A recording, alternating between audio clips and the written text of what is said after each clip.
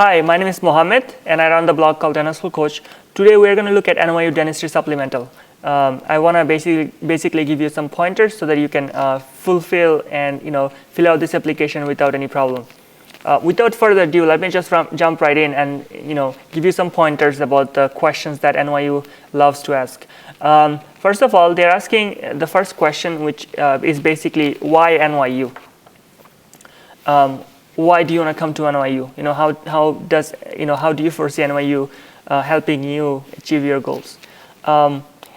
So this question is the most common supplemental question. Every school is going to ask you that if they have a supplemental application.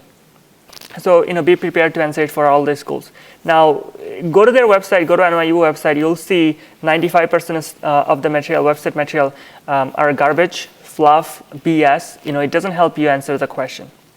What you should know about NYU would be a few things. First of all, NYU is a large program. They take about 400 students every year, and graduates about 8% of the total dental graduates in the country. So they are huge, and they take a lot of pride in that program being huge. So mention to them some benefits of a huge program or a large program. For example, diversity, that you would be able to interact with a diverse group of dentists learning to become a dentist, or you would be able to interact with people from diverse background, and that's gonna shape your future in terms of how you're gonna be able to think about dentistry from a diverse opinion and diverse thinking process. So the other benefit of being at NYU is that it's at the center of New York City. It's it's in New York City, so it is like the best place to be. Not that I'm from New York City. The reason NYU has a great positioning for being in New York City is that it treats a lot of people from diverse, poor background. So you'd be able to look at some of the hardest cases, dental cases in the country, and if you went to some random small school in a college town, you would not have that opportunity. NYU is serving people from different community where you'll see some rare dental diseases that you would probably not see if you're coming from an affluent background. And the final thing about NYU is that it helps their student. It helps his student in passing the board. I know that when I interviewed at NYU, they had heavy emphasis on prepping you for the board exam. Now, given that the school is pretty large, they have to make sure that everyone passes their board exams and they become competent for becoming a dentist. So NYU places a lot of emphasis on getting you a really good score on the board exam for dentistry. So those are the three reasons that you should consider NYU. Having a large class, so diverse opinion and diverse background.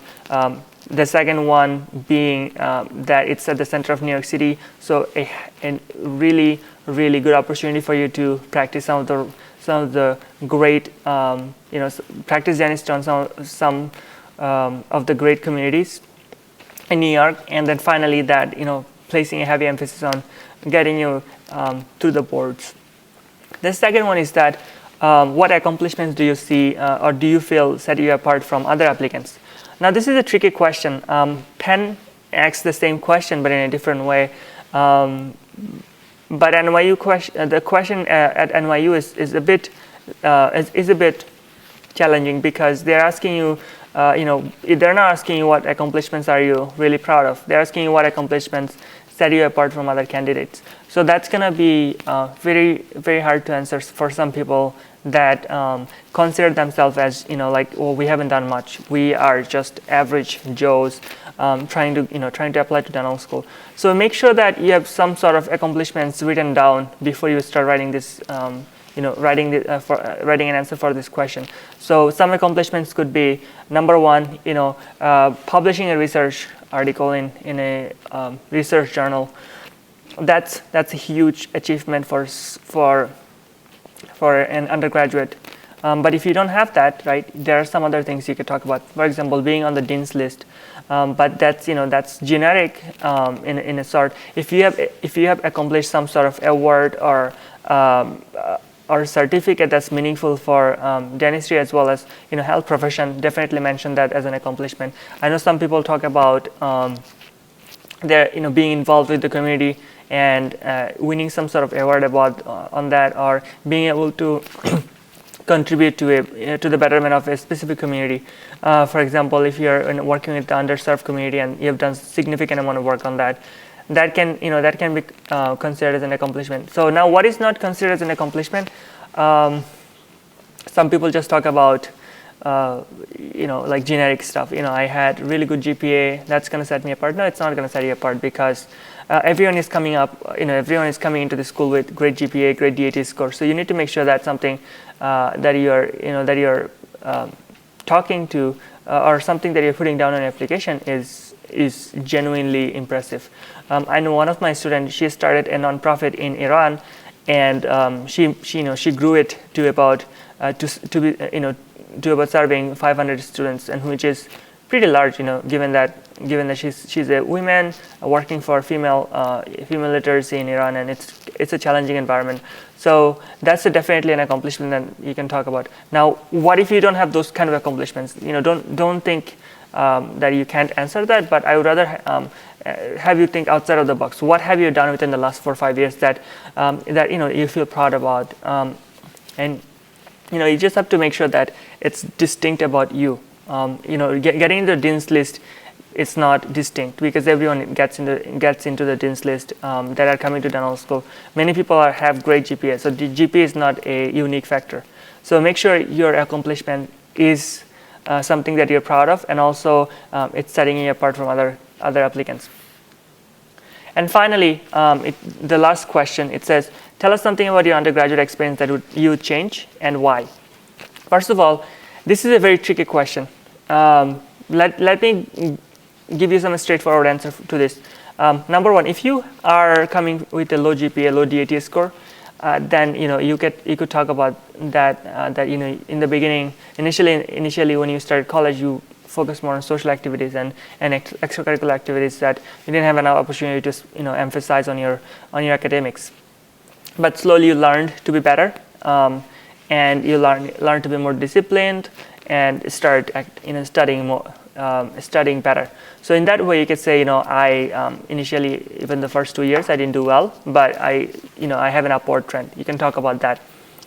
Or you can talk about the fact, if you're a straight 4.0, don't have much extracurricular activities, you should talk about the fact that you haven't been able to get involved with a lot of extracurricular activities because of your commitment to studying, or your commitment to doing well in school. And if you had a chance to go back and balance it out, it would be better for you. That's something you can talk about. So you have you have two type of people that are straightforward, that can write this essay pretty easily. People that have low GPA, or people that have really bad extracurricular activities. Now, most people are not like that. Maybe let's say 20% of the applicants are going to be like this, but rest of the 80%, they have great GPA, and also they have really good balanced extracurricular activities. So what do you talk about? And you never had a bad experience in your undergraduate career. You had a smooth and basically a straightforward undergraduate career. What would you change? There's basically nothing to change. So this is how I recommend you writing this essay. If you don't have anything to change in your undergraduate experience, don't do it. You don't have to say, I had to change X, Y, Z. Don't do that. Instead, you can talk about what went really well for you, and the fact that you had a really great experience in undergraduate, and if you had to do it over, you will do it over because of X, Y, Z experience, because you had amazing professors that just shaped the way you think right now, or shaped the way your career is going right now. Or you had an amazing group of social support and friends that pushed you to do better, that made you better every day, and that helped you study better, that helped you balance your social and extracurricular activities, and just made you a better person overall. So you can talk about that. That's your third option. If you are not someone who has really bad GPA or really bad extracurricular activities, you can talk about the fact that you had a great experience at your undergraduate career and you'll do it all over again, and the fact that and the fact that you have some positive things to share about your undergraduate experience. That's going to make you that's going to make you distinct. That's going to make you distinguish in your application process. All right. That's all for NYU. I hope you enjoyed it. And if you have any question, write an email at mohammedz786@gmail.com. I'll put my email down below, so you can send me an email about the application. All right. Thank you.